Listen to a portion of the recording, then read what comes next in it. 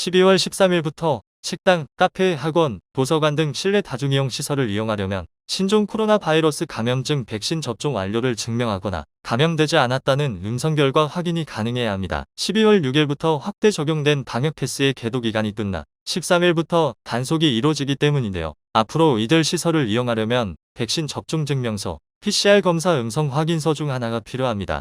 음성 확인서의 경우 결과 통보 후 48시간이 지난 날에 자정까지 사용할 수 있는데요. 필수 이용시설인 식당과 카페의 경우 일행 중 1명 혹은 1인 이용 시 PCR 음성 확인서가 없는 미접종자라도 입장이 가능합니다.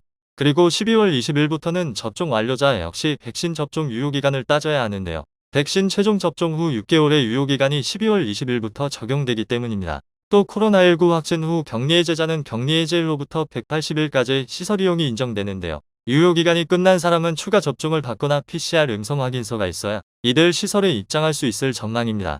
이번 조치는 19세 이상 성인을 대상으로 시행되며 18세 이하 어린이 청소년은 증명서 없이 이들 시설을 이용할 수 있는데요. 2009년 12월 31일 이전 출생자는 내년 2월부터 방역 패스의 대상이 될 예정입니다. 한편 이런 방역 패스의 확대에 반대하는 청와대 국민청원의 동의가 25만 명을 넘어섰고 전국 학부모단체 연합 등 60여 개의 단체가 지난 9일 질병청과 교육부를 방문해 청소년 방역 패스 철회를 요구하는 항의 집회를 열었는데요. 내년 2월부터 14세 이상이면 누구나 백신을 의무적으로 접종해야 하며 거부할 경우 한화약 80만 원의 과태료를 내야 하는 계획이 발표된 오스트리아에서는 주말마다 시위가 벌어지고 있으며 지난 11일에는 4만 4천여 명이 시위에 참가한 것으로 추산되었는데요. 시위 참석자들은 백신 접종 의무화는 파시즘이라며 나는 신나치주의자도 훌리곤도 아니다라고 항변했습니다. 또 다른 참석자는 나는 백신에 맞서 자유를 위해 싸우고 있다고 말했는데요. 해당 시위는 오스트리아 정부가 11월 19일 유럽연합 국가들 중 가장 먼저 백신 의무화 계획을 발표하고 전면 재봉쇄를 시행한 이후 주말마다 벌어진 시위 중 가장 큰 규모의 시위였습니다. 이처럼 코로나 백신 의무화와 방역 패스에 관한 논란이 뜨거운 가운데 남아프리카 공화국의 시릴 라마포사 대통령이 12월 12일 코로나 바이러스 양성 판정을 받았다고 하는데요.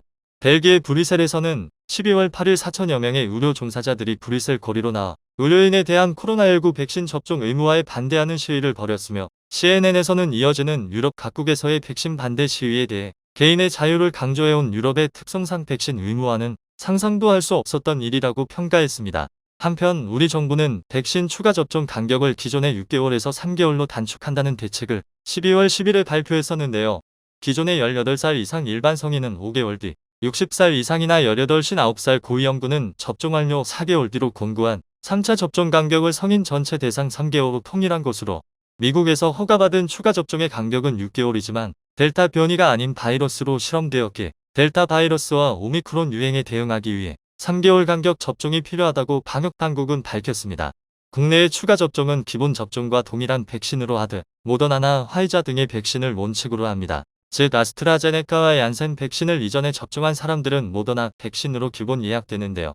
다만 아직까지 12살 이상 청소년 대상 추가 접종은 논의되고 있지 않으며 국내 방역 상황과 식약처, 다른 나라의 접종 동향, 국내 연구 결과 등을 충분히 검토한 뒤 예방접종 전문위원회 심의를 통해 결정할 예정이라고 방역당국은 밝혔습니다. 한편 문재인 대통령은 방역 상황의 안정화를 위해서는 60세 이상 어르신들의 3차 접종의 속도를 내는 것이 시급하며 국민이 청소년 접종의 필요성을 공감하도록 과학적인 데이터 등 정확한 정보를 가지고 설명하는 데 힘써달라고 주문했는데요. 세계적으로 백신 접종의 의무화와 반대 시위 사이에 갈등이 격화되는 가운데 한국의 방역 패스에 대한 세계인들의 반응 살펴보겠습니다.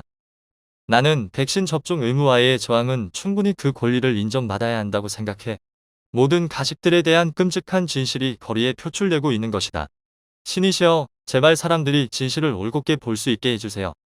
그저 나 혼자만의 생각일 수도 있고 내가 틀릴 수도 있겠지만 나는 우리가 미친 짓을 좀 하면 사람들이 기업과 미디어와 정부의 말에 귀 기울이지 않고 스스로 생각할 수 있는 변화를 만들어낼 수 있을지 모른다고 생각한다. 급진적인 것은 알지만 시도할 만한 가치는 있지 않을까? 스펀지보다는 진실을 찾는 자가 되자. 난 사람들이 자신이 원하는 것을 선택할 수 있어야 한다고 말했다가 백신 반대주의자로 불리게 되었다.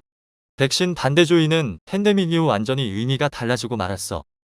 그들은 소련의 공산주의자들이 그들을 따르지 않는 자들을 반공주의자라고 불렀듯이 사람들을 반백신주의자라고 부르고 있어. 같은 프로파간다지. 팬데믹의 가장 두려운 부분은 사회가 권력자들에게 경찰 국가에 살고 싶어하는 상당한 비율의 사람들이 있다는 것을 알려준 것이다. 자유가 사라진 것을 알기 전까지 그러하겠지. 아냐, 그렇지 않을걸? 그들은 안정감을 느끼기 위해 자유를 포기한다. 그들은 결국 그 어떤 것도 얻지 못할 테지만 그것이 결론이다. 특정한 질문들이 즉각적으로 분리되고 조롱당할 때 많은 질문을 할 시기가 도래한 것이다. 매우 힘든 일이겠지만 사람들이 웃는 얼굴로 맹목적으로 복종하는 것을 보는 것만큼 힘들지는 않다. 내 기능을 지우는 프로그램은 권력자들에게는 너무도 쉽다. 그리고 난 그것이 매우 걱정스럽다. 난 사람들이 그들 자신에게 좀 더 솔직해지고 진실에 대한 솔직한 찬반영론을 펼쳤으면 좋겠다.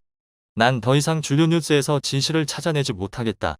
그들은 버릇없는 아이들처럼 굴어 싸우고 모욕하지. 왜냐하면 자신들의 길을 비켜주지 않으니까. 그리고 합의점을 찾으려는 생각도 하지 않아. 백신은 정치적 이슈가 되어서는 안 돼. 이건 의학적 이슈여야 하고 마지막으로 그건 개인적인 선택이 되어야 하지. 난 그들이 나눈 기준이 결코 마음에 들지 않아. 독일인으로서 나는 반백신주의들의 지속적인 홀로코스트와의 비교 언급이 너무 화나고 슬프게 느껴져. 그건 생존자와 피해자에게 너무 치욕적이고 잔인해. 무죄와 오만에 극치고 듣기 힘든 발언들이야. 사실 반백신주의와 접종 의무와 반대는 같은 것이 아니야. 백신 접종자들 중에서도 백신 여권에는 반대하는 사람들이 많다. 그리고 몇 개월마다 추가 접종을 맞기를 거부하는 백신 접종자들도 많다. 그 사람들을 반백신주의자라고 부르는 것은 순전한 모욕이야. 백신 반대주의가 아니라 자유주의자일 뿐이야. 난 접종을 마쳤고 이러한 움직임들과 저항에 찬성한다. 내가 어떻게 반백신주의자인가? 나는 이 폭정에 저항하는 모든 사람들에게 무한한 존경을 보낸다. 백신 여권에 반대하는 사람들이 어쩌다 반백신주의자가 되었는지 구체적으로 설명해 줄 수 있는 사람 있는가?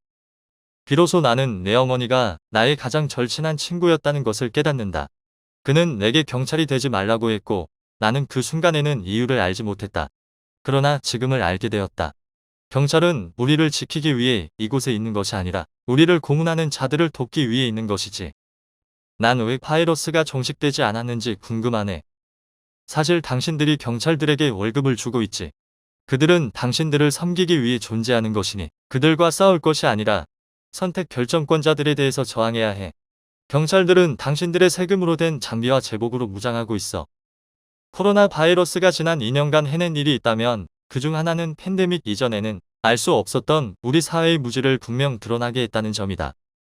지적인 사람들과 논쟁을 해서 이기는 것은 어려운 일이지만 멍청한 사람과 논쟁을 해서 이기는 것은 불가능하다. 아인슈타인은 말했지. 세상에 영원한 것은 두 가지가 있다고. 인간의 멍청함과 우주. 그리고 나도 사실 우주가 영원한지는 잘 모르겠다고. 누가 맞던지 간에 사람들이 스스로 선택할 수 있는 권리를 보장해라. 남들에게 응징당하지 않고. 왜 의료인이 아닌 사람들이 백신에 대해 논하는 것을 주구장창 듣고 있어야 하는 것이지? 무죄한 자에게 진실을 주는 것은 죽은 자에게 약을 주는 것과 동일하다. 내가 의사들에 대해 갖는 문제는 나는 그들에게 나쁘게 대접받았다. 한 번은 그들은 내 병을 잘못 진단해 나는 종양이나 암이 내 몸속에 자라나고 있다는 말을 들었다. 정말 무서운 시간이었고 수술 이전에 한 달을 생각을 비우기 위해 시간을 가졌다. 그건 잘못된 것으로 판명났고 이유도 없이 뇌수술을 해야 했을 경우를 생각해보라. 의사는 공은 뒤로 숨었고 내게 무슨 일이 일어나고 있는지 설명해주려 나를 보지도 않았다. 그리고 의사와의 다른 경험들은 나로 하여금 그들은 온전히 신뢰하지 못하도록 만들었다.